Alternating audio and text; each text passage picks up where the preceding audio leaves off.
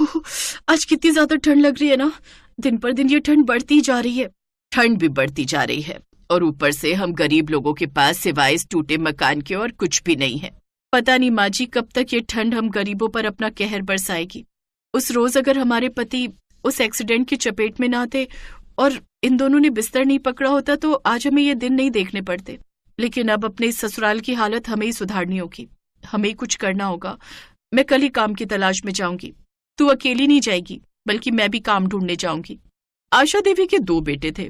बड़े बेटे नीरज की शादी को 4 साल और छोटे बेटे मोहन की शादी को अभी 6 महीने हुए थे। नीरज का एक 7 साल का बेटा था।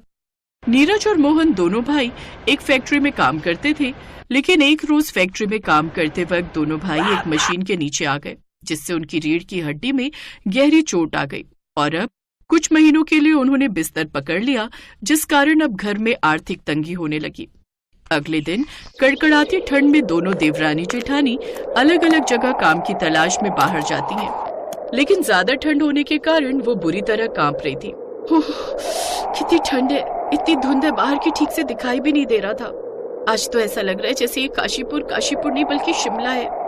मेघा लोगों के घरों में जाकर काम मांगने जाती है, साथ ही ढाबे और दुकानों पर भी काम मांगती है, लेकिन उसे कहीं भी काम नहीं मिलता। शाम को वो उदास होकर घर की ओर लौट रही होती है कि तभी मेघा की नजर एक मूंगफली वाले के ठेले पर जाती है, जिसके पास ढेर सारे मूंगफली के छिलके रखे हुए थे, जिन्हें देख मेघा के दिमाग में एक आइडिया आता है। मेघा उस मूंगफली वाले के पास गई।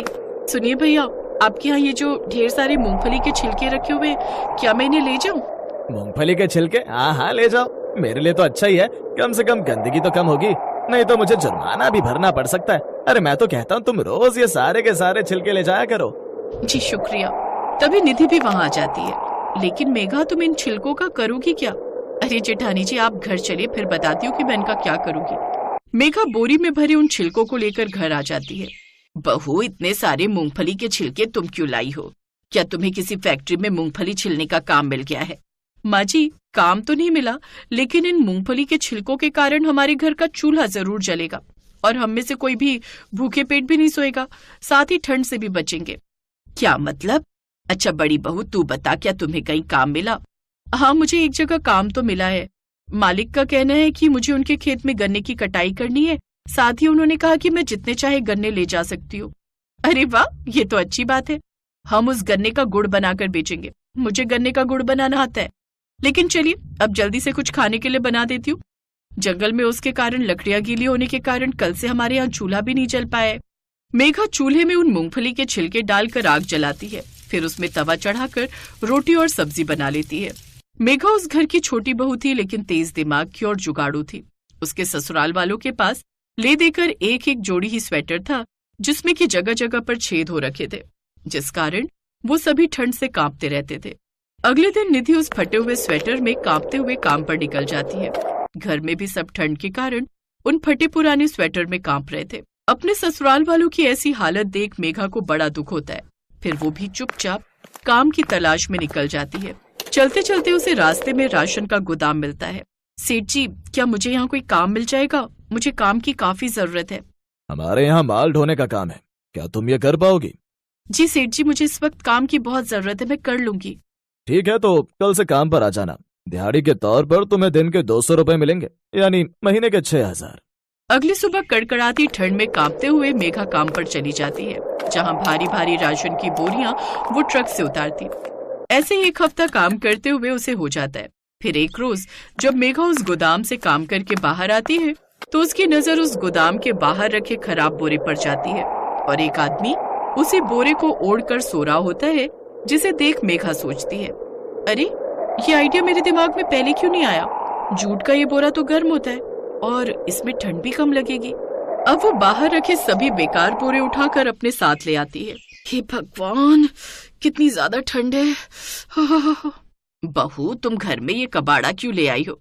माँ जी, ये कचरा नहीं बल्कि बोरी है, और अब आप देखना मैं इनसे क्या करती हूँ। अब मेघा ने अपनी जेठानी की मदद से उस बोरी के अंदर वो कतरन भरी और अच्छे से उसकी सिलाई कर दी और बोरी के कपड़े सिलकर अपनी सास के पास गई। उसकी सास बुरी तरह से कांप रही थी। लीजिए माँ जी, ये बोरी के कपड़े आपके लिए, इसे पहन लीजिए, इससे आपको ठंड नहीं लगेगी। और जेठानी जी, ये बोरी का टोपा, स्वेटर और ये बोरी के कपड़े आपके लिए, आप खेत में काम करेंगी तो इससे आपको ज्यादा ठंड नहीं लगेगी। कुछ देर बाद, अरे वाह मेघा, तुम तो बड़ी ही कमाल की जुगाड़ू हो। इन बोरी के कपड़ों में तो बिल्कुल भी ठंड नहीं लग रही। अगले दिन मेघा कुछ और बोरियां उठाकर ले आती है, फिर उनके भी कपड़े सिलकर अपने पति को पहनाती है। मेघा के पूरे ससुराल वाले अब बोरी के बने कपड़े पहनने लगे। अरे वाह चाची, ये बोरी के कपड़े तो कितने गर्म हैं। इसमें तो बिल्कुल भी ठंड नहीं लगती। बहू सच में जूट की बोरियां कितनी गर्म होती हैं। अब इन बोरी के कपड़ों में हमें बिल्कुल भी ठंड नहीं लगती। अगले दिन जब दोनों देवरानी जेठानी बाजार से सामान लेकर लौट रही थी तो, आंटी आंटी बहुत ठंड लग रही है। आंटी क्या आप मेरे लिए भी ऐसा बोरी के कपड़े बना देंगी? हाँ हाँ क्यों नहीं बेटा, मैं जरूर बनाऊंगी। हाँ मेघा, वैसे मैं कल से यही सोच रही थी, क्यों ना हम बोरी के कपड़े बनाकर गरीब लोगों में बांटे। हमारी तरह और भी गरीब होंगे जिनके पास ठंड से बचने का कोई जुगाड़ नहीं होगा। निधि की बात से मेघा सहमत हो जाती है, जिसके बाद मेघा और निधि दोनों मिलकर बोरी के कपड़े बनाकर गरीबों को दे देती। साथ ही लोगों को जब इस बारे में पता चलता है तो वो उसे और जूट की बोरी के कपड़ों के ऑर्डर देते हैं, जिससे उनकी अच्छी कमाई होने लगती है।